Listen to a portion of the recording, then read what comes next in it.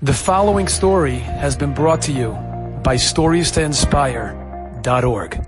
I recently heard a story about a certain man, an older fellow, who he woke up one day and his taste buds were shot. Okay, they thought it was corona. He thought that he didn't have, but it didn't make sense if he had any of the other symptoms, and it seemed to be that he had already had corona, and it seemed to be he already had the vaccinations.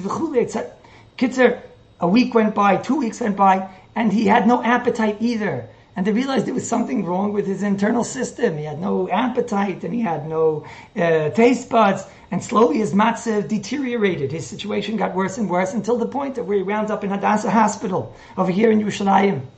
And nobody knew what to do. He had no appetite and he had no taste buds. And the situation didn't look very good. He couldn't eat. Every time he would try to eat, he would have to immediately vomit. He had no taste buds and no appetite. And it was a very, very, very, very dreadful situation. The grandchildren, after it came to the point of where they realized that certainly the doctors over here, that's not where the Yeshua is going to come from. So he has a very big mishpacha, and they decided to get together, and they decided that they're going to split up Shas amongst all the grandchildren, and that'll be a big schus for the Zayda, that the Zayda should have refuah shlema. So they made a spreadsheet and they gave it out, and after the children and grandchildren got together, and they seemed to come up that the whole family is going to finish Shas. The spreadsheet went out to the whole family at 12 o'clock at night. At 12 o'clock at night, the whole family got the spreadsheet, and that every single Masechta in Shas was taken for the schus that the Zayda should have a refuah shlema.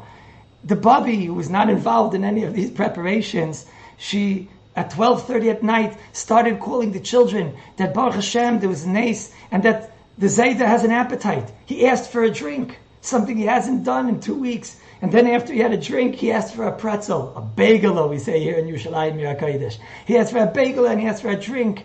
And they asked the Baba, when did he ask for it? When did he ask for it? It turned out that the first thing he had asked for was at 11:30 at night. The spreadsheet had been finished at 11 o'clock. What took a half an hour? I don't know. But even the etzim Kabbalah of accepting on yourself to finish Shas, even accepting on yourself, that already was enough to give the Zayda this wonderful, incredible refuah shlema that he most certainly needed. Enjoyed this story?